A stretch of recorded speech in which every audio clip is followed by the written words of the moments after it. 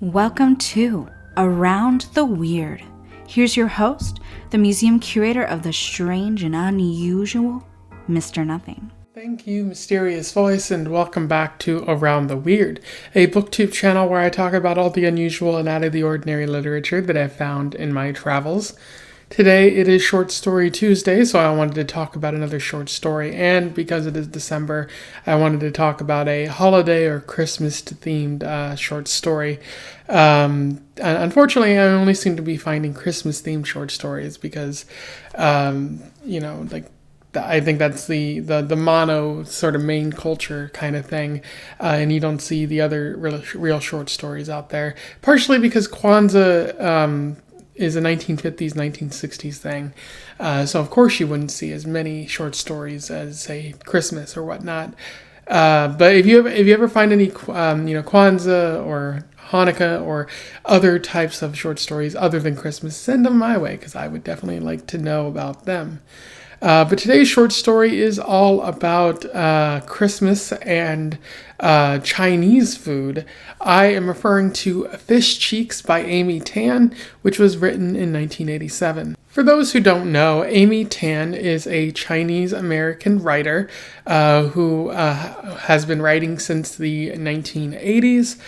She's most known for writing The Joy Luck Club, which is a book that I've heard about. I have a feeling a lot of people out there might have also heard about it, but I have never read it, and I would be interested in pursuing that down the road, as I don't get enough, Chinese literature, but also Chinese American literature. It feels like a big old gap in my reading, as other people have pointed out as well. And Amy Tan is known for writing stories about women, but especially stories about Chinese women, and those kinds of perspectives. Although some people have argued that her work panders to the Western view of Chinese Americans and Chinese people in general, indicating that she only writes one type of story, but she has disputed those claims and argued that she's not really writing one way or the other. She's just writing a story about these groups of people. So there's a lot of speculation about the quality and accuracy of her portrayals. And as far as I can tell, she's written up until like 2017. I haven't seen anything as of late. But again, I would be interested in finding more of her work beyond her short stories, because she's also written nonfiction and books too. Pretty interesting author there. And so without further ado, let's talk about Fish Cheeks. I will do a summary, a little bit of an analysis, and we will move on from there. So Fish Cheeks focuses on an unnamed narrator who is a Chinese girl, probably based on Amy's own life, although there isn't any confirmation that I found there. This narrator, it's Christmas time for the narrator, and she's attracted to an American boy named Robert, who comes from a ministerial family. And she's praying to whoever will listen for them to be invited over for dinner sometime so that she can get closer to Robert. And the narrator, her family decides her prayers get answered because her family invites Robert's family over for Christmas, which the narrator is initially thrilled about, but then becomes slightly worried because her family doesn't celebrate Christmas in the traditional American way that Robert's family might do that. And she just notes that, as her mom is preparing dinner that day, her mom is preparing the traditional Chinese Christmas dinner with shrimp and fish and other such foods, along with a lot of rice and whatnot. And there's even chopsticks, which, the narrator's family is probably used to, but Robert's family probably not so used to. And so the narrator is feeling a little bit of shame for all of this and a little bit of embarrassment because Robert's family might be judging her, and it might prevent her from actually forming a relationship with him. And as the dinner takes place, Robert's family is indeed uncomfortable, expecting platters of food to come their way, which never happens, and just not really comfortable with the chopsticks and all of that. And eventually the Roberts family leaves, and then the mother just talks to the daughter and says, this is a very valuable lesson. You shouldn't feel any shame about your cultural heritage, even if you might be interested in this boy. If they can't accept your culture or whatnot, then they're probably not worth it. And the narrator notes that she didn't really understand that message when she was younger, but now that she's older, she's come to understand the value of having pride in your culture.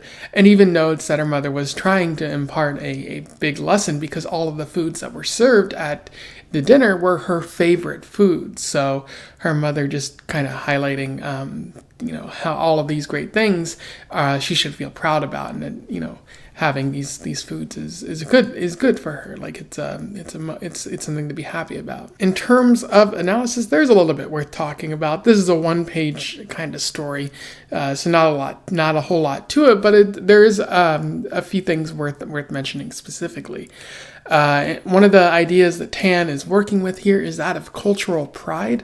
Tan notes that the narrator should feel pride with who they are, that they shouldn't really let anyone make them feel bad about where they come from, and just because something is different, they shouldn't feel lesser about that.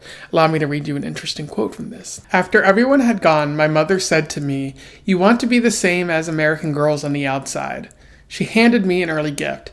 It was a miniskirt in beige tweed. 'But inside you must always be Chinese. You must be proud you are different. Your only shame is to have shame,' which is a very interesting quote. Like, the sense of shame comes from being different, from being embarrassed that the boy that she's interested, Robert, might see her as different and therefore less worthy of love than maybe another like American girl or something like that. And especially when you're a teenager, that feeling of being different from the norm, which I've encountered in a lot of other sort of immigrant stories, like that really like gets at you, like especially if you're even the slightest bit different. You're gonna like it's gonna be something that you strive to push away a little bit, like to assimilate into a culture that wants you to assimilate. But it's important to note that, like, as the mother says, you should not be ashamed of where you come from. The only shame is to be shamed. Which is saying that the culture that wants you to assimilate, that's their problem. You should be proud that America is a land of differences, a land of diversity, and we should embrace that diversity rather than forcing people to assimilate or hide aspects of them that are different. So cultural pride is a big part of this story. And Tan is also talking about the clash of cultures. I love how she draws attention to the differences between Robert's, white, maybe Christian, upbringing and the narrator's, Chinese heritage. Like, the Chinese food Christmas clashes with the traditional cuisine of Christmas dinner. And I'm talking about traditional like cuisine of the American, traditional American cuisine, which is like ham and mashed potatoes and biscuits and perhaps cranberries and all those types of food and pie as well. Whereas the Chinese food Christmas is a lot of fish-based food, maybe a little bit of beef, but rice as well, something you don't really see in that American dinner. And then also using chopsticks, which is something different. And of course, there's also the idea that this family should have done some research, or like the American family should have done some research and got to know their neighbors a little bit better. And the fact that they didn't is their fault. Like, it's not the Chinese responsibility, at least these immigrants, to educate their neighbors about who they are. There should be a little bit of work done on both sides there. So like, a lot of this clash of culture results in that Robert's family feeling unsure of how to proceed and being a little bit embarrassed, which creates some embarrassment for the narrator, who just wants Robert to notice her and feel a bit of a connection so they could maybe have a relationship down the road. Now, what I really like about this is how Tan never really indicates that the Chinese Christmas is lesser. Like, there's a reason that that's what you eat for Christmas. Like it's your cultural upbringing. You don't need to have one type of food for Christmas. You can have a variety. It's kind of played for jokes in A Christmas Story, where after Ralphie's family is they're like a bunch of dogs eat their Christmas dinner, they have to go to a Chinese restaurant, and it's portrayed as a joke because this isn't what you normally eat. But it's not lesser. Like, it's still food, and it's still a time to celebrate with family and friends. So it's not lesser, and your culture isn't lesser either. And I think that's the important message that Tan is trying to get across here. Anyway, those are my thoughts on Fish Cheeks by Amy Tan. A fun short story to read. Certainly not a whole lot to it, but the underlying message is very important, especially when you live in a place like America where there's a bunch of different cultures, and you shouldn't just expect, one culture like the traditional Christian white hegemony to their way to be the most correct. You can have whatever you want, and you should be proud of your culture and where you come from and your heritage and whatnot. So I recommend that you read it. I'll put a link to it in the description. Let me know what your thoughts are in the comments below. Would love to hear from you. Otherwise, don't forget to like, share, and subscribe so that more people can find out about this short story or this author if they do not already know. Also join the Discord if you want to have further conversations about books or movies or video games or whatnot. And until then, I wish you the best of luck in your weird and fish-based travels. Farewell.